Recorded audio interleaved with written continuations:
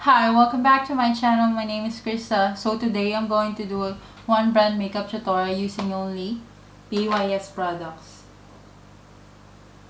So since nakatira ako sa Australia and BYS is from Australia, naisipan ko siyang gawa ng video.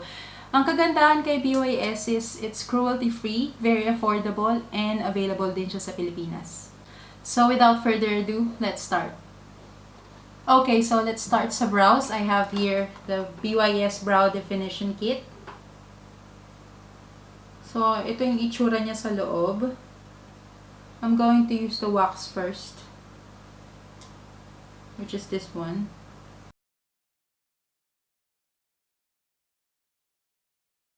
Para may pagkapitan lang yung powder.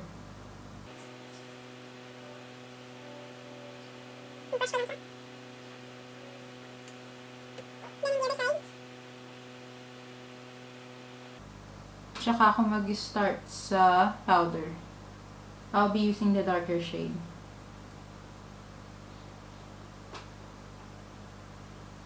So, I'll start to fill in my brows dito sa may dulo. Then, papasok.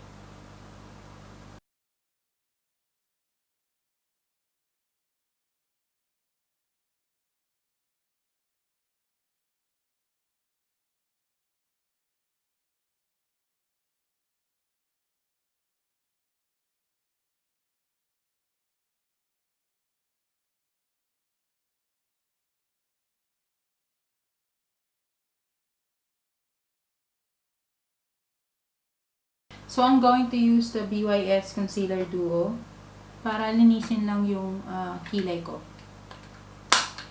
And also, I'm gonna use it for my eye base. This is in the shade Sun Beige.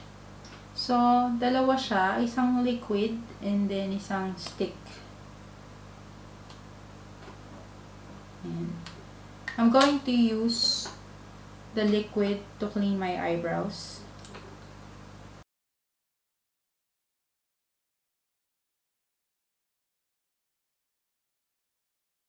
So, gagamitin ko rin si concealer sa eyeshadow base ko.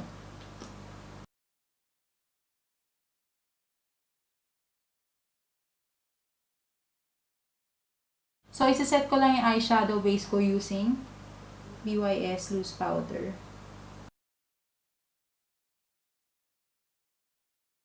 So, sa eyeshadow, I'm going to use the berries too. So, gagamitin ko tong shade na to for my crease. Ayan. I'm just gonna use a fluffy brush.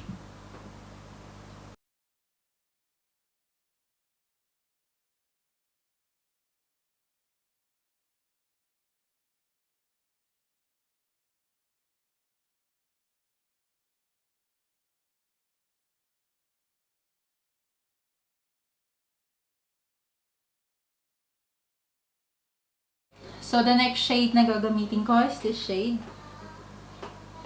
So, ilalagay ko siya dito sa my outer and inner part ng mata. Tapos, blend ko lang siya to connect.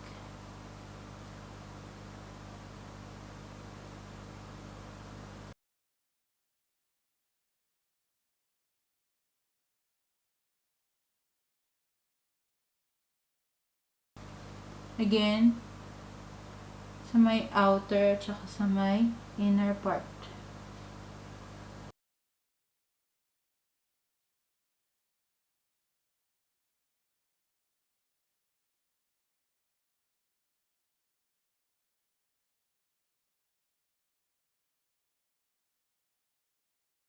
Then, I'm gonna use this brown shade sa may outer at saka sa inner part ulit to deepen it up.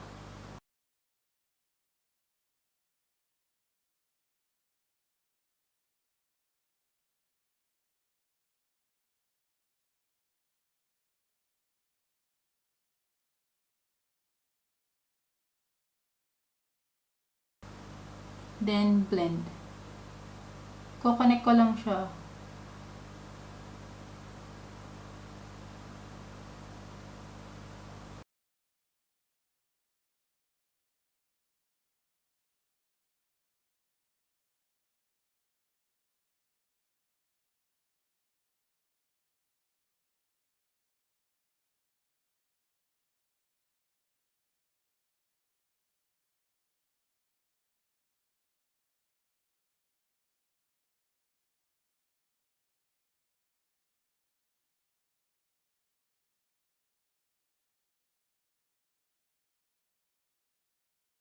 Then, blend lang para walang harsh lines.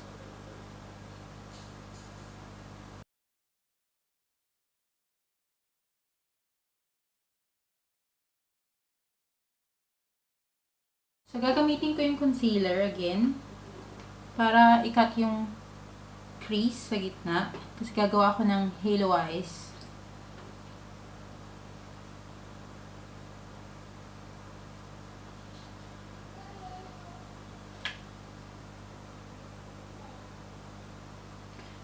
So, para may pagkapitan yung eyeshadow sa gitna, lalagyan ko siya ng concealer.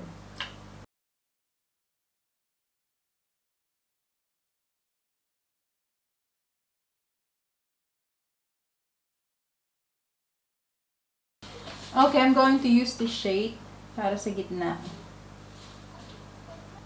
I'm just gonna use my fingers.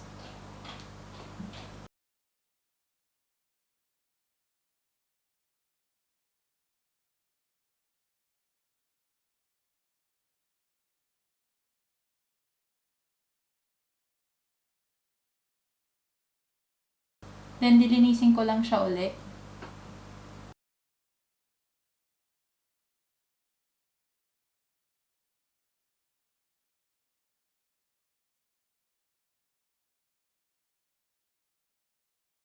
I'm going to use One Day Tattoo Liquid Eyeliner Pen.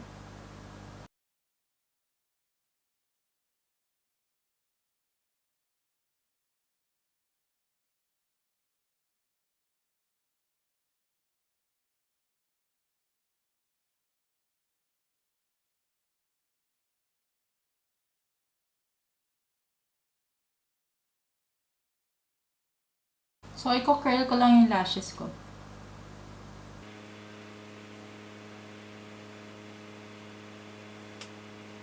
So, nakalimutan ko bumili ng falsies. So, gagamitin ko na lang kung anong meron ako dito. Then, I'll be back. So, sa foundation naman tayo, I'm going to use BYS Matte Foundation. I'm in the shade Sun Beige. Shake ko lang. Then, I'll be using a brush.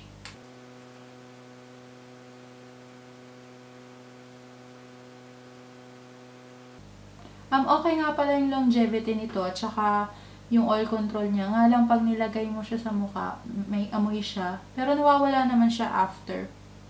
So, okay lang.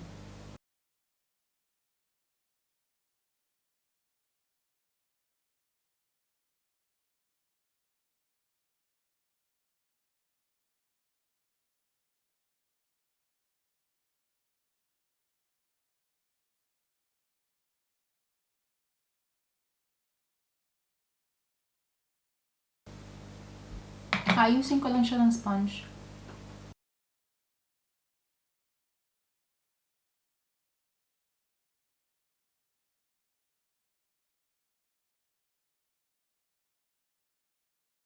So, gagamitin ko ulit yung concealer 2O. Yung liquid side. Nalagay ko lang siya sa center of my face.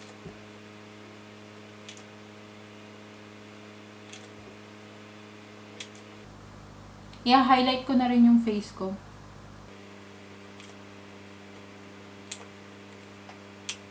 Okay, blend natin siya ng sponge.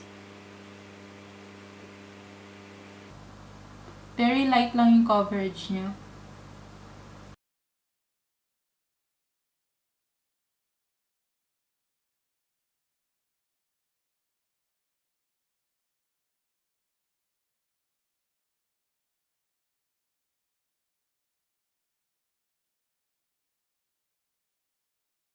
So, gagamitin ko si BYS Loose Powder to bake my under eye area.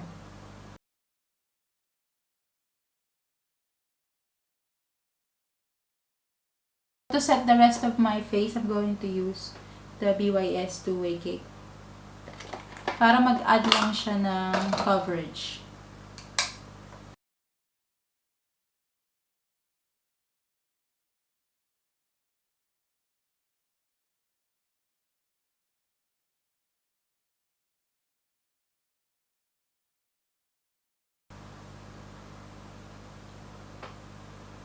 Balik tayo sa eyeshadow. Gagamitin ko tong shade na to ulit.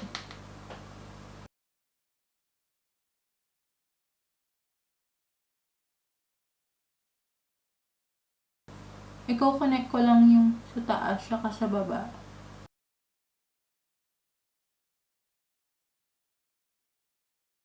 Blend. Blend lang natin. Para wala siyang harsh lines.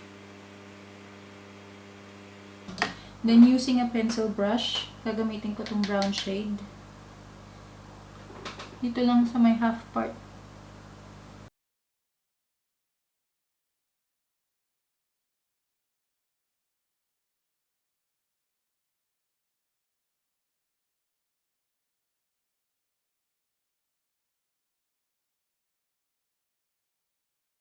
I'm going to use EYS waterproof mascara.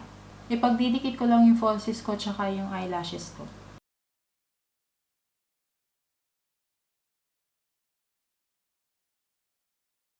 I'm going to use this shade para sa inner corner.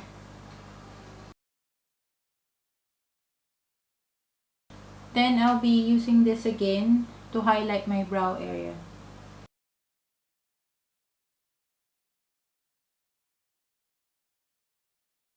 Maglalagay lang ako ng mascara sa lower lashes.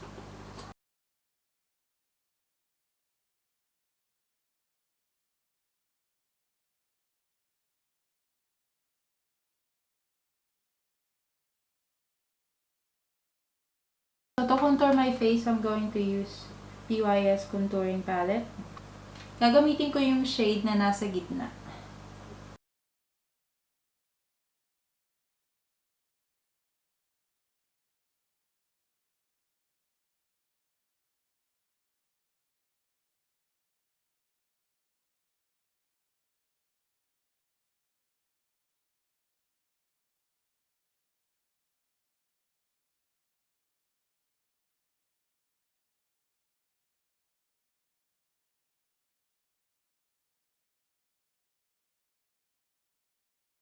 To contour my nose, I'm going to use this shade.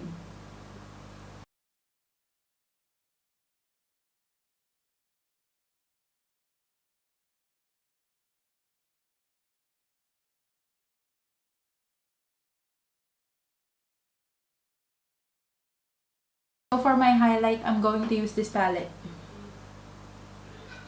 I'm going to use Glam.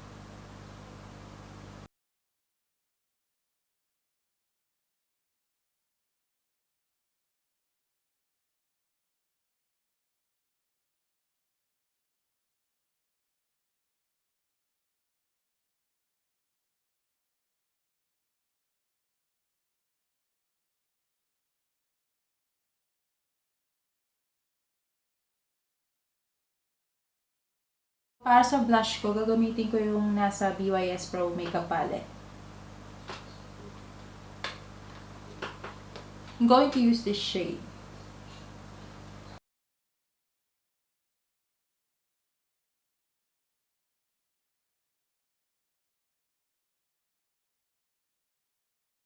So lastly, for my lips, I'm going to use BYS Velvet Liquid Lipstick. It's in the shade Bare Beauty.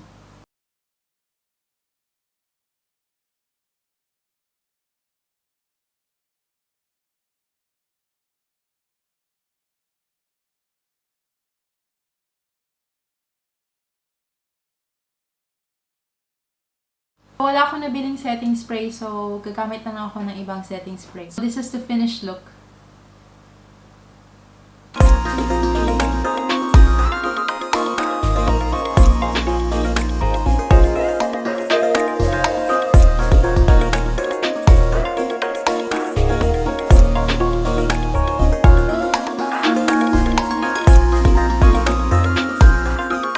Thank you for watching! Please don't forget to subscribe to my channel and like this video kung nagustuhan nyo. See you in my next video. Bye!